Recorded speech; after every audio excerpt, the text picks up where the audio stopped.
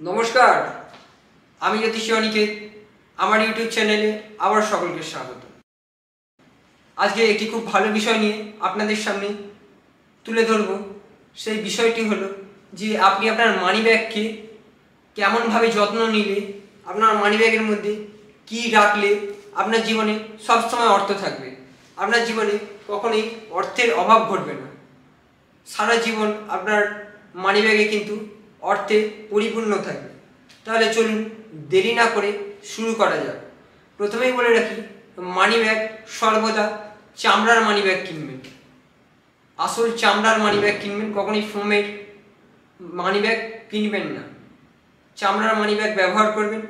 দেখবেন money bag ব্যবহার করার পর অনেক সময় ছিঁড়ে যায়, ফেটে যায়, নষ্ট হয়ে যায়। এই রকম মানি ব্যাগ কখনোই রাখবেন না।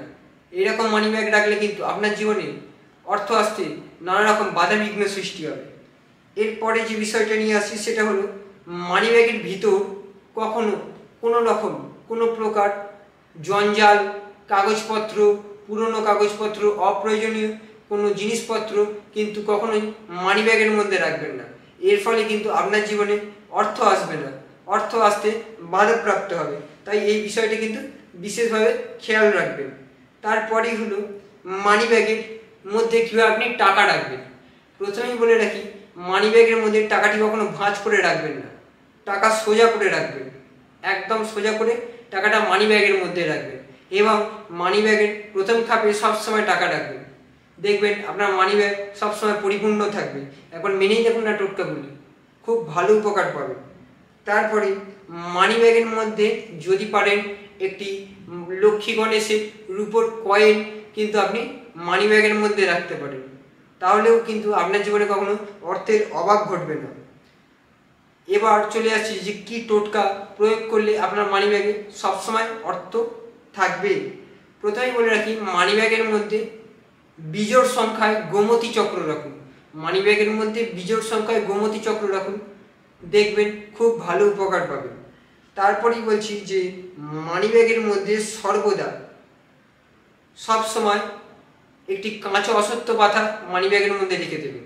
পাতাটি শুকিয়ে যাওয়ার পর পাতাটি বদলে নিয়ে আবার নতুন পাতা আপনার মানি ব্যাগের মধ্যে রাখুন, দেখবেন কখনো আপনার জীবনে কিন্তু অর্থের অভাব ঘটবে না, খুব ভালো উপকার পাবেন। এরপরে যে টোটকাটি আমি বলছি, এটা কিন্তু খুব দুর্দান্ত একটি টোটকা এবং ধনন্তরী টোটকা। মেনে দেখলে অসাধারণ উপকার পাবেন।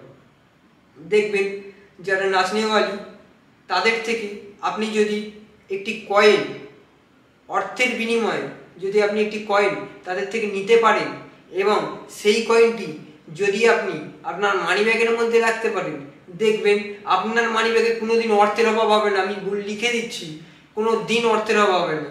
অসাধারণ কার্যকারিতা, সবসময় আপনার মানি ব্যাগে কিছু না কিছু অর্থ থাকবেই থাকবে। এই টোটকাটি একবার মেনে দেখুন, ধনন্তরী টোটকা, অসাধারণ উপকার পাবে। তারপরে যে টোটকাটি আমি বলবো, যে মানি ব্যাগের মধ্যে একটি হলুদ রঙের কাপড় নেবেন, তার মধ্যে হলুদের ছোট ছোট 3টে টুকরো এবং তার সঙ্গে একটি কড়ি এবং তার সঙ্গে কিছু ধানের শীষ দিয়ে সেই হলুদ কাপড়টাকে হলুদ সুতো দিয়ে মুড়ে মানি ব্যাগের মধ্যে রাখুন, দেখবেন ফল পেতে বাধ্য, খুব ভালো ফল পাবেন। এই বিষয়গুলো মেনেই চলুন না, দেখবেন আপনার জীবনে কখনো অর্থের অভাব ঘটবে না, আপনার জীবনে সুখ সমৃদ্ধিতেই ভরপুর হয়ে উঠবে। আশা করি আমার ভিডিওটি আপনাদের প্রত্যেকেরই ভালো লেগেছে। তাই যারা ভালো লেগেছে তারা অতি অবশ্যই আমার চ্যানেলটিকে সাবস্ক্রাইব করে দিন এবং সাবস্ক্রাইব করে দিয়ে পাশে থাকা বেল আইকনটি প্রেস করে দিন, যাতে আমার ভিডিও সবার আগে আপনার কাছে পৌঁছায়। লাইক, কমেন্ট, শেয়ার করতে ভুলবেন না। অতি অবশ্যই প্রত্যেকের কাছে শেয়ার করুন আমার যে এই আলোচনাগুলো, যাতে আপনি ছাড়াও প্রত্যেকে যাতে শুনতে পারে এবং যারা নিজেদের পথে সঠিকভাবে এগিয়ে চলতে পারে, তার জন্য প্রত্যেককে শেয়ার করতে ভুলবেন না।